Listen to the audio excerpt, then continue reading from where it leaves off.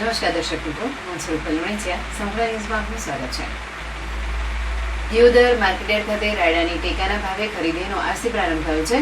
દિયોદર તાલુકા વિભાગીય કૃષિ સંઘ દ્વારા આ કેન્દ્રની શરૂઆત કરવામાં આવી છે. ગુજકો માસોલ અને નાફેડના માધ્યમથી ખેડૂતો પાસેથી રાયડાની ખરીદી શરૂ કરવામાં આવશે.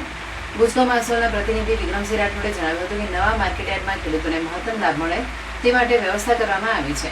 એપીએમસી દિયોદરના સેક્રેટરી પરાગ પટેલના જણાવ્યા અનુસાર સરકાર દ્વારા રાયડાની ખરીદી પ્રતિ કિલો ₹1,190 ભાવે કરવામાં આવશે.